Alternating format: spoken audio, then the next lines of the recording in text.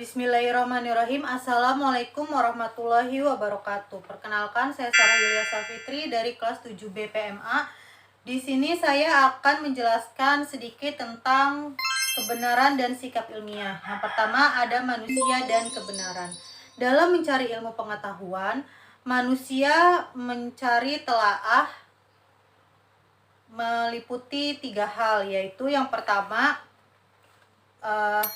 objek yang diteliti, yang kedua ada dari mana ilmu pengetahuan itu berasal, dan yang ketiga apa sih manfaat dari ilmu pengetahuan tersebut. Menurut Ford tahun 2006, kebenaran terdiri atas 4 macam. Yang pertama ada kebenaran metafisik, yaitu kesesuaian dengan alam, logika deduktif, dan standar-standar profesional. Yang kedua ada kebenaran etik, yaitu kebenaran yang merujuk pada standar moral atau profesional yang berbicara tentang perilaku yang pantas dilakukan oleh seseorang. Yang ketiga ada kebenaran logika, yaitu sesuatu yang dianggap benar secara logika dan matematis itu konsisten. Yang keempat ada kebenaran empirik, yaitu kebenaran yang lazim dipercayai mendasarkan pekerjaan ilmuwan dalam penelitian. Yang selanjutnya adalah teori kebenaran. Yang pertama ada teori korespondensi, yang menyatakan bahwa kebenaran adalah adanya kesesuaian antara pikiran dan kenyataan. Yang kedua adalah teori konsistensi, yang menyatakan bahwa tidak kontradiktif antara dua atau lebih logika berpikir. Yang ketiga yaitu teori pragmatisme, yaitu kebenaran yang diukur dari kegunaan, dapat dikerjakan, dan pengaruhnya memuaskan. Selanjutnya yaitu sikap ilmiah. Yang pertama ada sikap skeptis, yaitu menyaksikan segala ilmu pengetahuan yang belum teruji kebenarannya. Yang kedua ada sikap ingin tahu, terlihat dari kebiasaan bertanya tentang berbagai hal berkaitan dengan bidang kajiannya. Yang ketiga ada sikap kritis, terlihat dari kebiasaan mencari informasi sebanyak-banyaknya berkaitan dengan bidang kajiannya untuk dibanding-bandingkan kelebihan dan kekurangannya, kebenaran tidaknya, kecocokan tidaknya, kesesuaian tidaknya, dan sebagainya. Yang keempat ada sikap terbuka, yaitu terlihat dari kebiasaan menerima pendapat atau argumen dan kritis dari orang lain, walaupun pada akhirnya argumen tersebut tidak diterima karena tidak sesuai. Yang selanjutnya ada sikap objektif, yaitu terlihat dari kebiasaan menilai sesuatu apa adanya tanpa diikuti perasaan pribadi.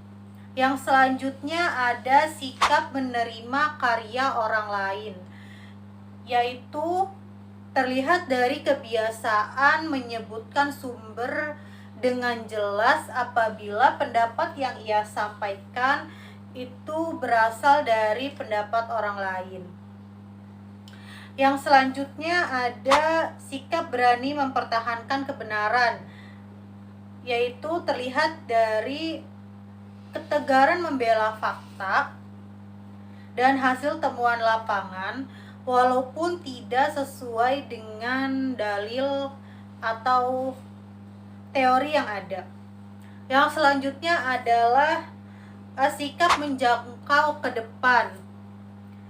Sikap ini dibuktikan dengan selalu ingin membuktikan hipotesis yang disusun demi pengembangan bidang kajiannya. Kerangka berpikir ilmiah. Yang pertama ada pengantar ilmu pengetahuan.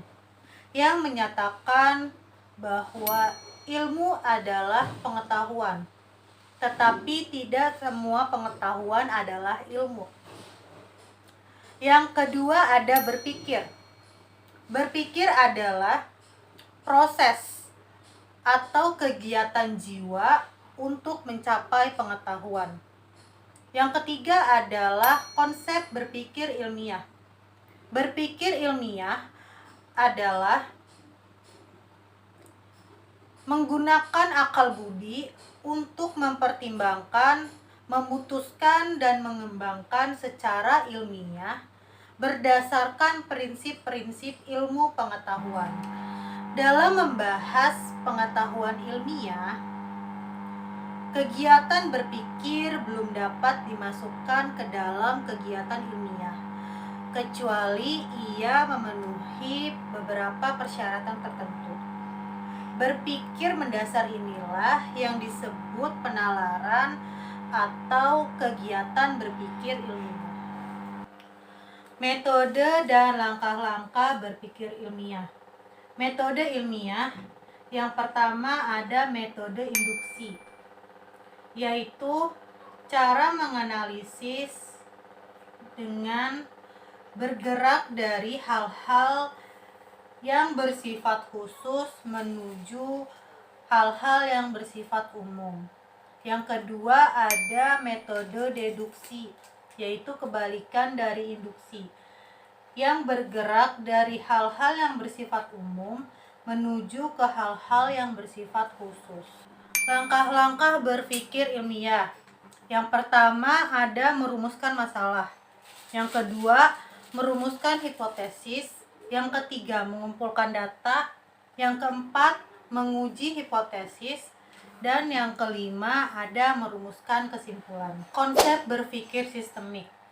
Suatu tatanan yang terdiri dari berbagai unsur, di mana unsur yang satu dan yang lainnya sangat erat kaitannya. Sehingga apabila salah satu unsur tidak berfungsi, maka tatanan tersebut pun tidak berfungsi. Berpikir sistemik pada prinsipnya adalah mengkombinasikan antara dua kemampuan berpikir, yaitu berpikir analisis dan berpikir sintesis. Alur berpikir sistemik.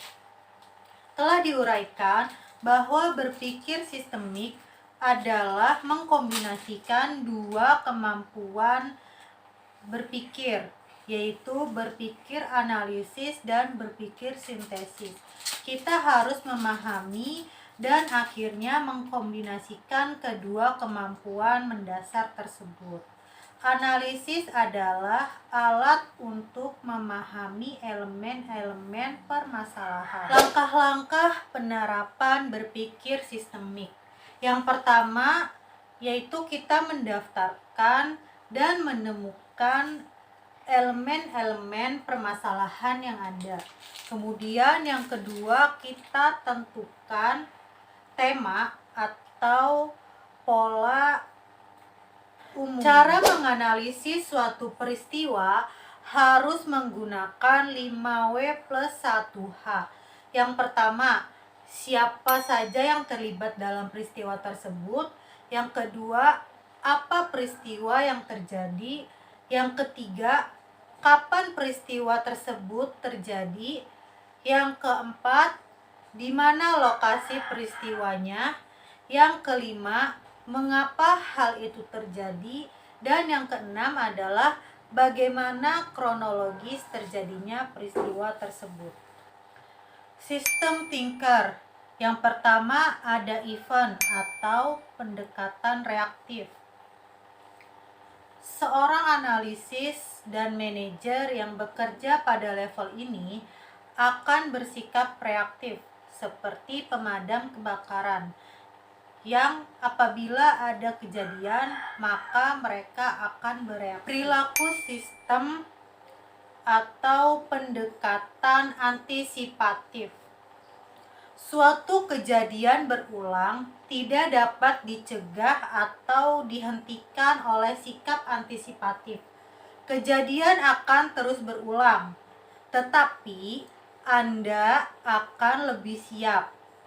Anda akan tahu kapan harus mencurahkan sumber daya untuk working hard dan kapan Anda meluangkan waktu untuk berpikir. Struktur sistem atau pendekatan generatif. Pendekatan ini yang paling susah. Seorang analisis atau pengambil kebijakan harus memiliki kemampuan analitik abstrak atau memiliki visi. Seorang analisis terlatih pun biasanya mereka memerlukan bantuan pendekatan antisipatif, baru kemudian menyelam ke dalam pendekatan generatif.